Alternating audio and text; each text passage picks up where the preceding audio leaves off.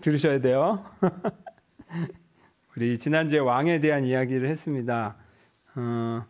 우리가 요즘 세상에 왕은 없지만 왕에 대한 이미지 표현은 많이 여전히 쓰고 있다. 근데 그 왕에 대한 이미지가 보통 어떻다? 긍정적입니까? 부정적입니까? 부정적이죠. 그래서 보통 갑질의 상징으로 왕이라는 이 단어가 쓰인다고 했죠. 하지만 본래 왕이라는 이미지는 사실 그 본래 역할과 그 기능을 잘 했으면 굉장히 가치 있는 표현인데, 그런 사람이 없이 그냥 자기 개인의 욕심을 채우기 위해서 그 왕이라는 힘과 지위를 사용하다 보니 오히려 또 그런 사람들이 너무 많다 보니까 왕이라는 것 자체를 그냥 왕은 무조건 갑질해 라고 우리가 선입견을 갖게 됐다. 하지만 성경은 이미 왕이라는 표현들을 많이 쓰고 있고 그런 왜곡된 왕의 이미지가 아니라 진짜 제대로 된 왕의 이미지를 성경은 쓰고 있기 때문에 우리가 이 갑질의 세상에서도 왕이라는 그 단어까지 버리지 말고 본래 그 가치를 찾아오자, 이런 얘기를 말씀드렸습니다. 그래서 우리 안에도 왕의 성품이 있다고 말씀드렸어요. 지난주에 베드로전서 이야기를 하면서 말하죠. 너희는 왕과 같은 제사장이다. 왕과 같은 제사장이다. 그거는 왕이기도 하고 제사장이기도 하다, 이렇게 생각하시면 돼요. 이 왕이라는 게 역할이 뭡니까? 그냥 내가 맡은 세상을, 백성들을 책임지고 모두가 행복하게 그거를 잘 맡아서 돌보는 일이에요. 이게 왕의 그냥 가장 간단하고 핵심적인 기능이에요. 그래서 우리가 그리스도인으로서 왕으로 산다는 건 뭐다? 우리가 또 그 얘기도 했죠. 우리도 왕인데 하나님도 왕이야. 그럼 우리 똑같은 건가? 아니라 성경은 그 표현을 한다 그랬죠. 요한계시록이랑 이렇게 몇 군데에서 왕 중에 왕, 왕의 왕, 주의 주, 이런 표현이 있어요. 왕들 중에 왕, 주들 중에 주. 이 표현이 뭘까? 근데 이제 제가 읽었던 그 요란다라는 분의 해설을 저는 동의하는데, 우리 모두를 왕으로 부르신 거고 그 왕들 중에 왕으로서 하나님이 표현되고 있다. 근데 이렇게 말씀드렸죠. 하나님과 우리의 관계를 노예와 왕으로 표현한 게 아니라 왕과 예를 들면 군주와 그 군주 위에는 황제가 있을 거 아니에요? 그렇게 표현하고요. 노예와 왕으로 표현한 게 아니라 군주와 황제, 이런 식으로 표현했다는 거가 그 의미가 뭔가? 그거는 우리는 하나님이 우리에게 부여하신 책임져야 할 세상이 있다라는 뜻이라고 했어요. 그러니까 우리는 어깨가 어떤 면에서는 이제 무거운 거죠. 내 세상을 내가 책임지게끔. 저는 제가 대통령이 아닌 것에 하나님께 감사하거든요. 너무 싫어 진짜. 그런 역할 하고 싶지 않아요. 제가 정치인이 아닌 것도 하나님께 너무 감사해요. 왜냐하면 그건 너무 큰 책임이기 때문에 그래요. 근데 하나님께 감사했는데 성경에는 넌 대통령은 하지만 왕이야 라고 말을 하고 계시네. 왜?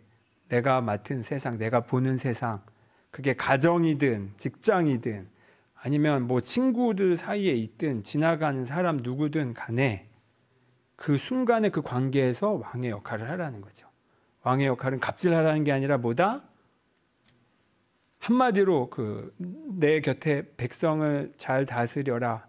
황제의 백성을 잘 다스려라는 건데, 그 말은 한마디로 표현하자면 저는 그건 축복이라고 말하고 싶어요.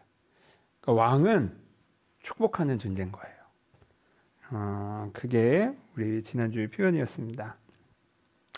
오늘은 이 이야기를 다른 에피소드와 함께 좀 더 이어서 나누려고 해요.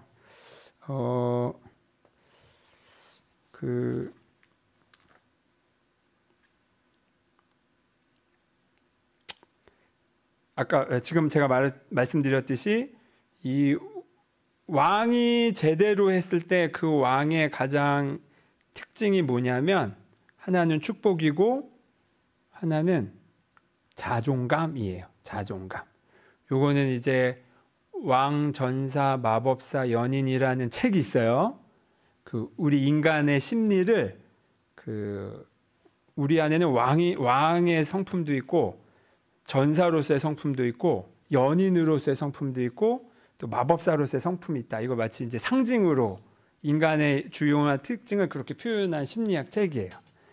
참 좋아요. 근데 거기서 왕의 주된 기능, 역할로 그리고 또 상태로 그러니까 왕의 성품으로 사는 사람이 어떤 사람인가 하면 이제 함부로 죽이고 뭐 갑질하고가 뺏고가 아니라 자존감이 높고 축복을 하는 사람 이렇게 표현한 거예요.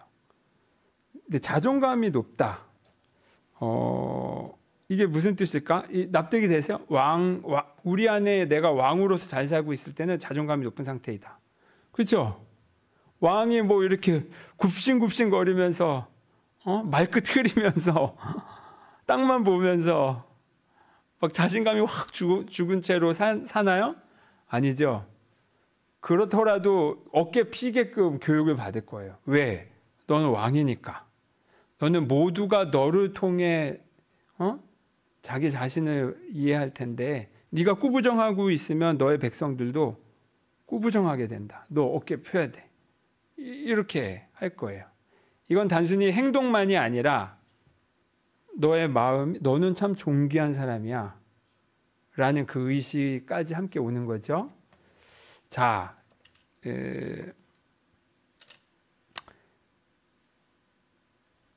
보세요. 자존감이 높은 사람들 주위에 떠오르는 사람 있어요? 자존감이 높은 사람들. 그런 사람들은 나이 불문하고 정말 어린 아이조차도 그 자존감이 높은 아이들의 그 특징이 있어요. 또 아무리 내가 큰 권력과 많은 힘이 있다 해도 나이가 많다 해도 자존감이 낮으면 또 드러나는 특징들이 있어요. 그냥 느껴지는 게 있어요. 기본적으로 자존감이 높은 사람들은 안정적이에요. 안정적이에요. 고난이 없는 게 아니라 고난이 와도 거기에 그렇게 크게 휘둘리지 않아요. 심지어 휘둘리는 나 자신조차도 그냥 허용해. 그 정도의 자존감이에요. 휘둘려도 괜찮아. 이런 거. 괜찮은 거예요. 괜찮다는 말 자체가 안정감이 있다는 표현이니까. 그리고 이 안정감이 있는 이 왕의 특징이 있는 사람들은 아까 말했듯이 나의 안정감, 그러니까 또 하나의 특징이 이거예요. 눈치를 보지 않아. 주변에 뭐 이렇게 맞추려고 애써 나 자신을 거스르면서 애써 맞추려고 하지 않아요. 잘 보이려고. 그러면 자기 독선적으로만 사냐? 그렇지 않아요. 눈치를 보지 않지만 동시에 주위를 살펴요. 이런 거. 요게 바로 미묘한 경계선이죠. 우리는 눈치만 보거나 아니면 자기 멋대로만 하거나 자꾸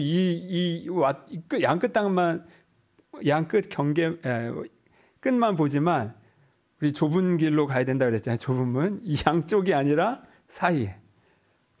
휘둘리지도 않으면서 눈치 보지도 않으면서도 동시에 주위를 너그럽게 살피는 마음. 이게 왕의 자리예요. 노예는 힘이 없고 두려워가지고 주인을 억지로 섬기겠지만 왕은 두려움 없이 사랑의 마음으로 자기의 백성들을 보살피고 먹이는 거예요. 둘 다 주죠. 노예도 주고 왕도 줘요. 동기는 하늘과 땅 차이죠. 그리고 왜 자존감과 축복이란 말을 같이 쓰냐면 자존감, 내가 이렇게 존귀한 사람이구나라는 게 내 안에 가득 차면 근데 이게 계속 차네? 그럼 어떻게 됩니까? 내 그릇에서 물이 가득 차면 이렇게 흘러넘치게 돼 있어요. 나는 하나님의 자녀로서 이렇게 존귀한 사람이야 라는 이 의식은 교만이 아니라고 했어요. 이거는 정당한 자의식이에요. 이 건강한 이 자기 존중감은 흘러 넘쳐서 결국 어디로 가냐면 너도 존귀해요. 너도 존귀해. 너 그런 취급받을 사람 아니야. 너 여기서 이렇게 쭈그러들어 있을 사람 아니야.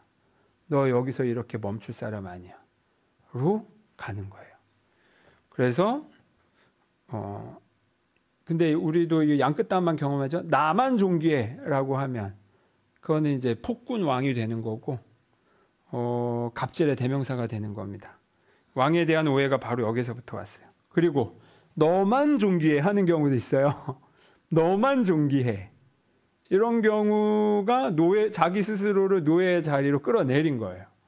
그리고 제가 자주 말씀드리지만 그 노예 자리의 특징은 피해의식, 그리고 열등감, 늘 결핍감이 동기가 돼서 무슨 행동을 하는 패턴이 그래요. 자기를 낮춘다면서 겸손한다면서 자기를 이렇게 노예처럼 생각하는 거, 그거는 겸손이 아니라고 그랬어요. 그건 거짓 겸손이에요. 그런 건 진짜 조심하셔야 돼요. 그래서 지난주에도 말씀드렸지만 나만 존귀하거나 너만 존귀하다 이런 건 없어요. 이런 건 건강하지가 않아요. 나도 존귀하기 때문에 너도 존귀해. 이것이 정상적이고 자연스러운 겁니다. 그래서 말씀드렸죠. 모두 살거나 아니면 모두 죽거나 라고 말씀드렸어요. 지난번에. 나만 산다, 나만 존귀해 라고 가면 결국 어떻게 된다? 모두 죽는 경우로 간다. 내가 살기 위해서라도 모두가 존귀하고 소중하다라고 대해야 결국 그래서 나도 살 수 있다. 이게 세상의 중요한 이치라고 했습니다. 그래서 축복은 이겁니다. 나도 존귀하기 때문에 너도 존귀해. 나의 자존감이 흘러넘쳐서 너를 존중하는 것으로 가는 것. 그래서 노예 자리에서는 축복이란 말이 나올 수가 없어요. 사랑이라는 표현이 나갈 수가 없어요. 노예 자리에서 하는 사랑은 자기를 쥐어짜서 희생시켜서 하는 거겠죠. 여기서 희생이라는 표현도 잘 이해했나 그랬죠. 진짜로 사랑하는 사람은 본인이 희생한다라는 의식이 없다. 막 퍼주는데도, 막 내 목숨을 내놓는데도 희생한다는 마음이 없어요. 기꺼이 내 몫이라고 생각하지. 자, 그래서 여러분은 노예입니까? 왕입니까? 어떻게 살고 계세요? 지난 한 주간 뭘로 사셨어요?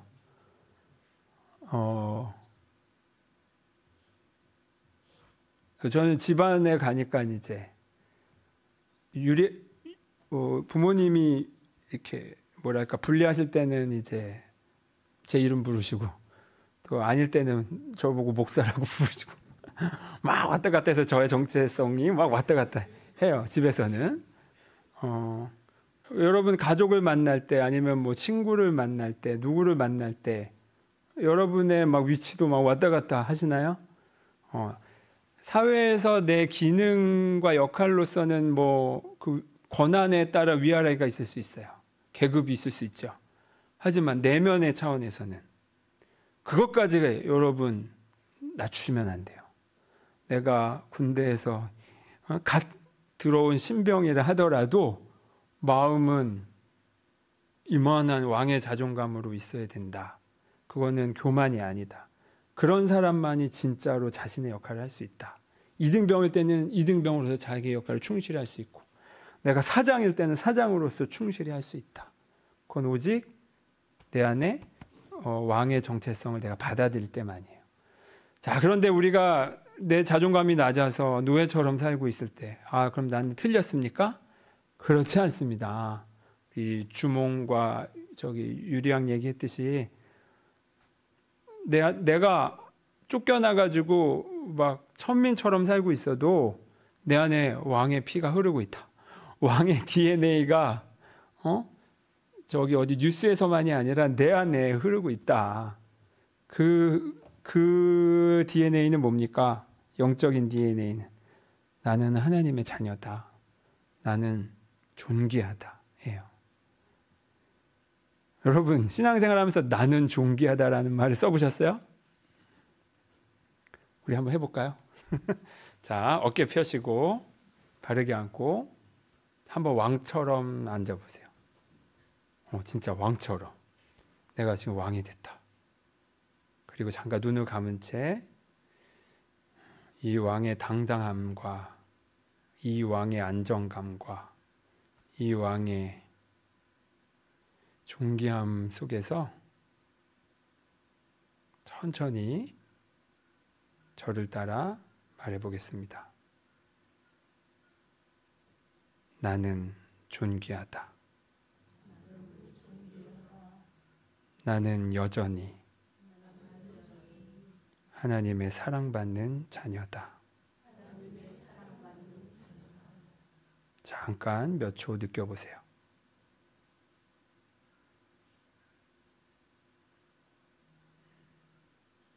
네, 눈을 뜨겠습니다. 저는 이거 수시로 해요. 제 마음이 막 쫓기거나 아니면 뭔가 스트레스를 받고 있거나 그럴 때 잠깐 멈춰서 나는 존귀하다. 왜냐하면 쫓긴다라는 건 내가 무언가 약해 있다라는 상태거든요. 내가 뭔가 보잘것없는 상태라고 내가 느끼는 거예요. 무의식 중에. 그럴 때 잠깐 멈추고 이 표현을 해요. 우리 안에는 여러분이 모르시는 출생의 비밀이 있는데 우리가 어디 하시다? 천국 하시다. 하나님의 딸이기 때문에 천국 하시다. 이거를 항상 기억하시면 돼요. 내 안에는 하나님이 우리를 축복하시듯이 우리도 우리의 아버지 하나님을 닮아서 축복하려는 DNA가 있다. 제가 여러분과 나누고 싶은 좋은 에피소드가 있어요. 약 한 5년 전에 제가 제주에서 산 적이 있었는데요. 그때 그 함덕중학교 상담교사분의 의뢰로 그 중학생 한 7명 정도 모아놓고 마음자화상이라는 영상 프로그램을 잠깐 한 2시간 진행한 적이 있어요. 그때 그림을 이제 아이들끼리 서로 짝을 져서 그림을 그리게 했어요. 그래서 두 번을 그리는데 첫 번째는 지금 나의 고민과 마음 상태를 아주 상징으로 다양하게 그냥 그려봐라 했고, 두 번째 그림은 서로가 이제 그린 자기 마음 표현한 그림을 보고 상대방 짝꿍이 그 사람을 축복하는 그림을 그려서 선물로 하겠다 이렇게 했어요. 그건 제가 PPT로 찍어왔어요. 그때 잠깐 보겠습니다. 보이시죠? 이거 불 안 꺼도 되겠죠? 요게 이제 모아놓은 거고요. 자, 그 중에 한 아이가 그린 그림이에요. 이건 이제 나의 마음 상태, 나의 고민, 그리라고 했어요. 이 아이는 그때 자기 별명을 칠성이라고 지었는데, 이 칠성이라는 중2 여학생은 자신의 여러 색깔의 감정들이 제대로 표현되지 못한 채 감옥에 갇혀서 어두운 바다에 표류하고 있는 자신을 그렸어요.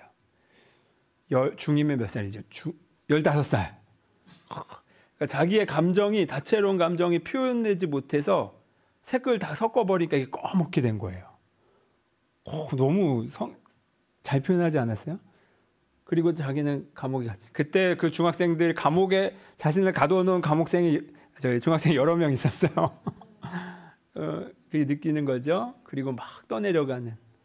이거를 보고 이 칠성이의 짝꿍의 별명은 만두였거든요. 같은 중2 여학생 만두가 이 칠성이의 그림을 보고 축복하는 그림을 그렸는데 어떻게 그렸냐? 자, 이렇게 그렸어요. 이게 읽혀지세요? 그 칠성이가 먼저 그린 그림을 응용해서 자기가 바꿔서 그린 거예요. 요 검은 물에서 이제 감옥에서 나와서 계단을 오르는데, 이 계단이 뭐냐면 너의 다양한 감정들이 이렇게 아름다워. 그리고 이 감정들을 존중하고 네가 이 감정들을 건강하게 표현할 때 너는 여기서 감옥에서 나와서 높은 곳으로 올라가. 이런 뜻에서 그렸어요. 대단하지 않습니까? 이게 15살의 감정이래. 나는 15살 때까지도 장난감 갖고 놀았는데 역시 여학생들이 남학생들보다 좀 빨라 뭐든. 이런 이야기들이 그때 되게 여러 개였어요. 막 그 쇠 가면에 갇혀서 숨을 못 쉬는 친구는 그 짝꿍이 전기톱으로 그걸 깨주고 뭐 이런 걸 막 그렸어요. 근데 그때 다 여학생이었는데 한 명만 청일점으로 중2 남학생이 있었는데 이게 이제 짝수가 안 맞아가지고 제가 이 남학생과 짝을 져서 서로 이렇게 그렸어요. 근데 이때 이제 제가 그 남학생의 별명은 써니였는데 제가 저의 고민도 좀 표현해야 됐잖아요. 저의 고민은 이거였어요. 뭐 같아 보이세요? 예, 왕. 이거는 왕관. 뭐 하는 것 같아 보이세요?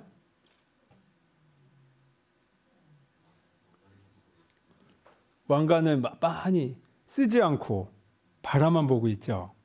이게 당시 저의 고민이었어요. 제가 이때는 목회를 안 하고 있을 때였는데 그래서 대신 내면의 어떤 그 성숙을 위해 노력을 하던 때였어요. 그런데 내가 이제 무언가 이제 사역을 함에 있어서 내가 이제 무슨 일을 어떻게 해야 되지? 내가 준비가 됐나? 이런 한마디로 자신감이 없었어. 자신감이 없었어. 나의 세상, 하나님이 나를 왕으로 부르셨는데 제가 이때부터 이 왕이라는 상징을 되게 좋아했어요. 근데 내가 준비가 됐나? 내가 자격이 있나? 이제 이런 저는 좀 약간 완벽주의가 높아가지고 선뜻 시도하지 못하는 게 있어요. 머뭇거리는 거죠. 그런데 이걸 본 중2 남학생 그 진짜 직전까지도 게임 얘기만 하고 이게 역시 남자애들은 중학생이 돼도 다 초딩 같구나를 걔를 보면서 느끼고 있었는데 그 써니가 제 이 그림을 보고 그림을 그려서 줬어요. 이렇게 보이세요? 여기 뭔지 아세요? 여기 왕관. 그리고 요거는 지가 지 손을 대고 그렸어요. 자기 손으로 거기 그냥 놓여져 있던 왕관을 저에게 이렇게 건네주는 거예요. 쓰셔도 된다고. 근데 제가 좀 울컥하더라고요. 내 스스로는 난 아직 자격이 없는 것 같은데, 준비가 안 된 것 같은데, 그런데 그 아이가 저에게 이렇게 준 거죠. 이거를 얘기하는데 그 옆에 있던 모든 여학생들이 눈이 둥그레져서 아니 제가 저런 애였어? 라고 진짜 깜짝 놀랐어요. 네, 이제 꺼주셔도 됩니다. 저는 이게 우리 모두의 여정이라고 생각해요. 나 살기 급급하고 그렇죠. 삶이 버겁죠. 어려운 건 사실이에요. 그래서 점점 나만 생각하다 보니 열심히는 사는데 어떻습니까? 열심히 사는데 왜 삶은 이렇게 계속 불행하지? 왜 더 나아지지 않지?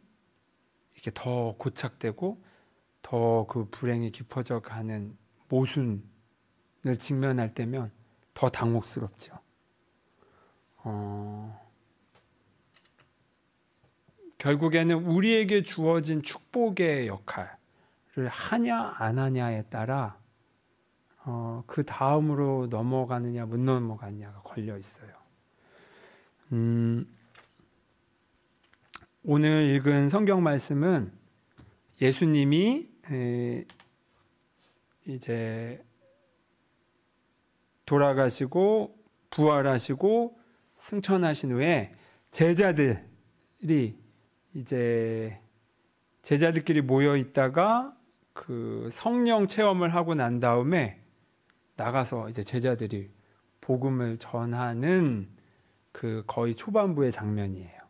그런데 여러분 여기서 이제 베드로가 성전으로 들어가는데 요한이랑 둘 다 예수님의 제자죠. 들어갔는데 이제 걷지 못하는 사람이 보고는 막 구걸을 하고 있는 거야. 근데 베드로와 요한을 보고 뭐 얻을 게 없나?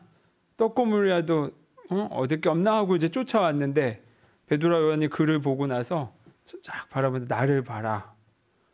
그리고 하는 말이 나에게는 금과 너에게 줄 금과 은은 네가 바라는 그건 없다. 하지만 베드로 이렇게 표현하죠.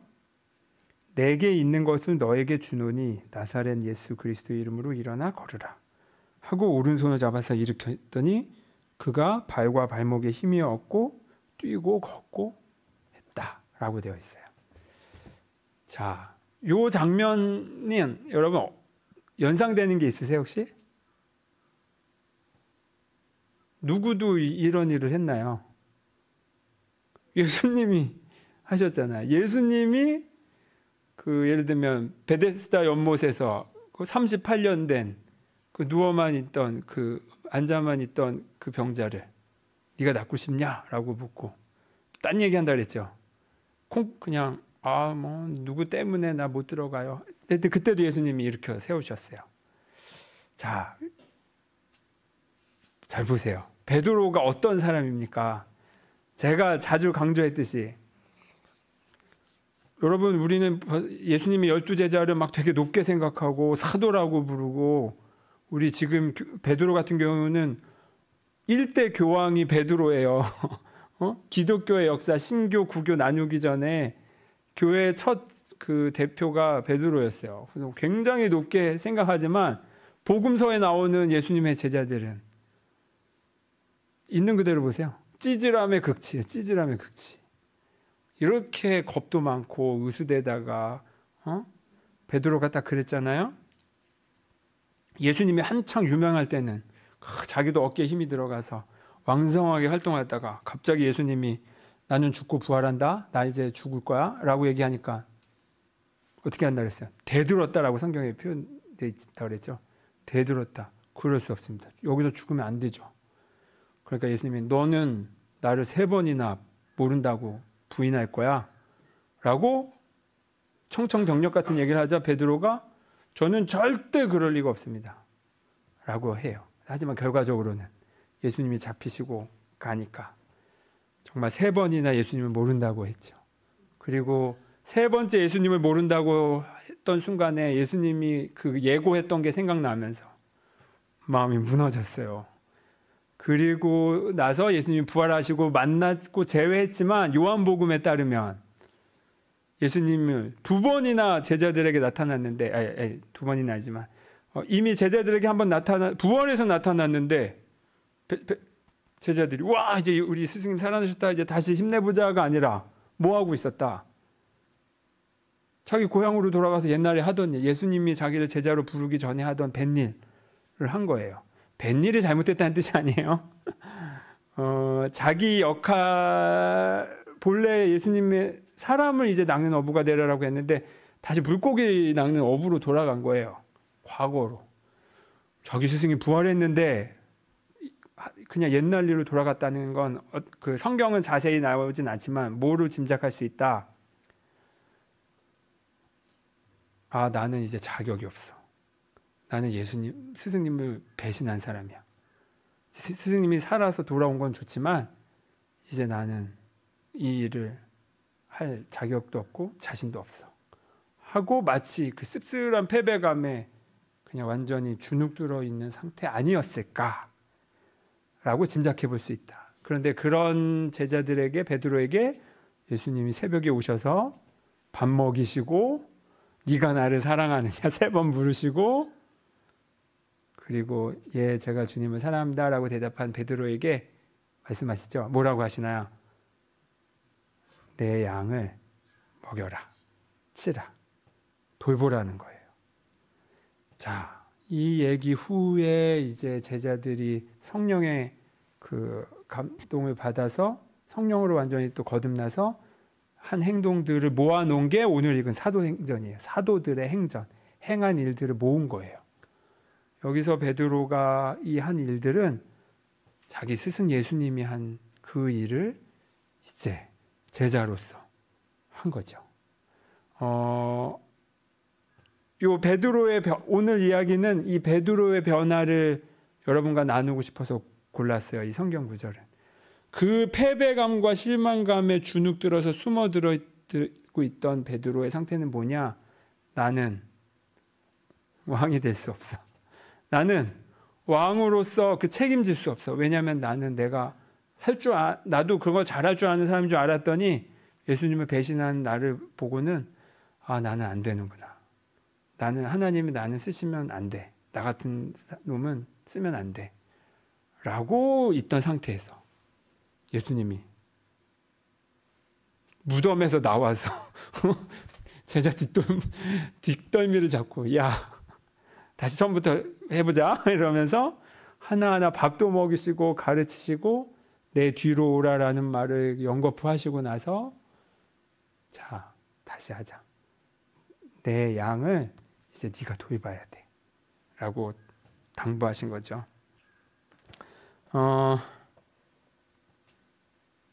베드로는 이제 달라졌어요. 이제 그 왕의 자리에 선 이야기가 오늘의 이야기예요. 만약에 베드로가 그 왕의 역할을 받아들이지 않았다면 지금의 기독교는 없죠.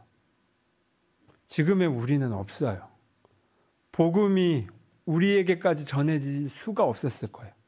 내 부족함에 스스로 절망하고 낙심해서 주눅들어 있었다면. 그 뒤로 베드로가 완전한 사람이었습니까? 아니에요. 그 뒤로도 베드로는 여러 실수들을 해요. 수치감을 느낄 만한 행동들도 해요. 하지만 자신이 할 수 있는 최선을 다해 이 복음을 전하고 하나님의 사랑을 실천을 했어요. 요겁니다, 여러분. 왕은 완벽해서 하는 게 아니라 이게 나의 몫이라는 것을 명확하게 알기 때문에 하는 거예요.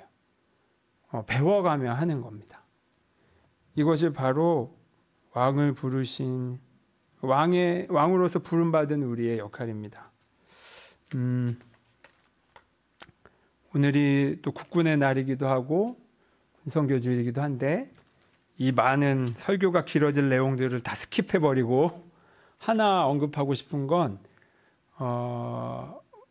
의병에 관한 이야기를 한번 나누고 싶어요. 뭐 길게는 아니지만 제가 예전에 임진왜란 관련된 그 방송을 이렇게 들은 적이 있는데 임진왜란을 쫙 설명해 주는 거예요. 너무 재밌더라고요. 근데 그때 일본은 그 외나라가 이제 우리나라를 금방 점령할 줄 알았대요. 그리고 그렇게 준비해서 들어왔는데 그러지 못했잖아요. 그 뒤로 몇 년이 흐를 만큼 일본의 계획대로 안 됐잖아요. 일본이 생각하지 못했던 변수 3가지가 있었대요. 첫째, 왕이 도망을 갈 수도 있다. 그러니까 일본은 그 당시 시대는 그 군주만 잡으면 나머지는 다 따라오는 거기 때문에 속전속결로 군주만 사로잡으면 죽이면 된다. 이런 방식으로 왔는데 일본이라는 나라가 어디 도망갈 수가 없으니까 섬나라니까 그냥 이제 똑같이 생각하고 조선으로 들어왔는데 왕이 도망가잖아요. 이게 첫 번째 변수, 생각지 못한 변수. 두 번째 변수는 이순신이라는 존재가 있었다는 걸 몰랐던 변수. 이건 뭐 당연하죠. 세 번째 변수가 뭐였냐면 그 의병이었대요. 의병. 그거는 일본에서의 문화는 아니었던 거예요. 일본에서는 그냥 직업적 사무라이들만 싸운다. 이게 제가 역사학자 제가 아니어서 정확히는 모르지만 일반 서민들까지도 그렇게 들고 일어날 거라고는 생각을 못했다고 그 사람은 설명을 하더라고요. 그래서 막 군대도 제 역할을 못하고 할 때 군이 아닌 일반 백성들이 신분 상관없이 나서서 의병으로 나왔죠. 여러분, 그 뒤로 우리나라 의병들이 어떤 취급을 받으셨는지 아세요? 전쟁이 끝난 다음에 보상을 받고 그만한 대접을 받았을 것 같으세요? 아니에요. 오히려 역적으로 몰려서 억울하게 죽임을 당하지 않나? 진짜 황당한 일들이 너무 많더라고요. 그래서 그 이야기를 읽는데 막 제가 막 분통이 터지더라고요. 어떻게 의병을 이렇게 하나. 그런데 우리나라는 대대로 임금은 시원치 않아도 백성들은 나라 구하겠다고 예나 지금이나 막 나서는 민족 아닙니까? 이게 무슨 마음일까요? 이게 저는 바로 자기 내면에 왕의 자리에 있는 그런 성품이라고 생각해요. 내가 실제 왕이든 아니든 대통령이든 아니든과 상관없이 내가 계급이 높든 낮든과 상관없이 내 자리에서 나의 나라를 지킨다. 소중한 가치를 위해서 나는 내 목숨을 다한다. 이게 바로 왕의 자리에서 하는 성품입니다. 와, 이런 군인들이라면 저는 걱정 안 할 것 같아요. 그렇죠? 그리고 그런 군인이 될 수 있도록 여러분 같이 기도해 주세요. 정말 이 나누고 싶은 좀 또 이야기가 막 여러 개가 있는데 이거는 그냥 넘기고 자, 오늘 설교 제목은 이거였어요. 왕자로 돌아온 왕이에요. 왕이 자신의 역할을 하지 않고 왕자를 떠나서 그냥 자기 혼자만 건사하며 산다면 그 나라는 어떻게 될까요? 왕이 부재한 나라는 어떻게 될까요? 여기서 왕이라는 거는 그 섬김 받는 역할로서의 왕이 그 자리가 아니라 다스리고 관리하고 돌봐야 되는 입장에서 이 존재가 사라진다면, 세종대왕이 없었다면, 이순신이 없었다면, 의병이 없었다면, 우리 엄마 아빠가 없었다면, 우리 선생님이 없었다면 지금의 내가 없잖아요. 우리는 싫든 좋든 이미 왕의 역할을 하고 있어요. 근데 그거를 왕이라는 단어를 붙이지 않고 그냥 남들도 다 하는 거니까 그냥 뭐 그런가 보다 하고 그 가치를 폄하했어요. 그렇지 않습니다, 여러분. 여러분은 아버지라는 왕이에요. 주님께서 내 양을 맡기라 하라고 주신. 여러분은 하나님께서 임명하신 어머니라는 왕이에요. 여러분은 내 친구들 사이에서 내 곁에 있는 사람들을 돌보라라고 그 책임을 맡겨주신 왕이에요. 여러분의 일터에서도 왕이에요. 이 나라에서도 왕이에요. 그렇잖아요. 우리는 민주국가잖아요. 민이 주인인 국가예요. 대통령은 대리로 그 일을 하라고 한 거죠. 그 의식을 명확히 가지셔야 돼요. 여러분이 어떤 대통령과 어떤 국회의원을 뽑든 여러분이 더 높게 생각하셔야 돼요. 그리고 당당히 여러분의 권리와 그 책임을 다하셔야 돼요. 알아서 하겠지라고 넘겨두는 건 왕으로서의 책임진 자세가 아니죠. 물론 모든 걸 내가 다 잘할 수는 없지만 중요한 건 책임 있는 자리에서 항상 그것을 바라본다라는 겁니다. 이 세상은 여전히 왕이 필요합니다.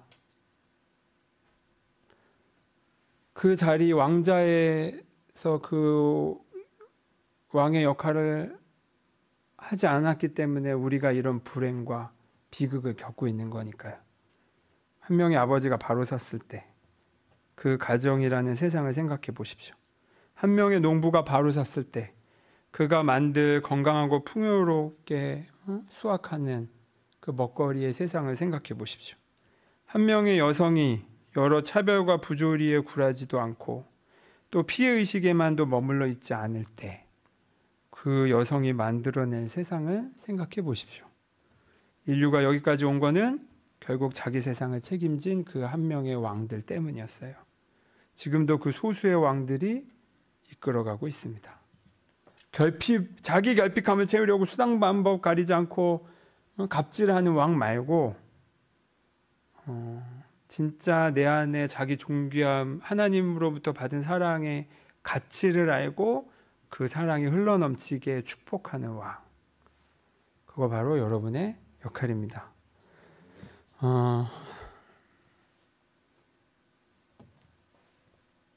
어제 이장숙 목사님이 저에게 그 책 인용 구절 하나를 보내왔는데 어제 하루 동안 저의 가슴에 빛이 되어줬어요. 요 구절입니다. 하나님의 평화와 고요함은 나의 것이다. 이 표현을 자신에게 말하기만 하면 된다. 그러면 그 무엇도 하나님께서 당신의 자녀에게 주신 평화를 침범할 수 없다. 어제 하루 요 문장이 저의 왕자로 거듭 돌아오게 만들어 주더라고요. 왜냐하면 계속 막 바쁘고 뭐 하고 막 쫓기는 마음에 제가 이 감이 떨어질 때 이 구절이 저로 하여금 다시 왕자로 오게 했고 축복하게 했습니다. 여러분 축복하세요. 축복은 목사만의 역할이 아니라고 그랬습니다. 우리 교회가 축도할 때 두 팔을 펼치는 건 여러분에게도 축복할 수 있는 권한과 힘이 있기 때문이라고 했죠. 그것이 바로 왕의 역할입니다. 자, 왕으로 사시겠습니까? 네. 그러면 여러분이 만들 세상이 얼마나 아름답고 평화로울지 저는 벌써부터 행복해지네요. 우리 잠시 눈을 감고 왕으로서의 나를 잠시 느껴보겠습니다.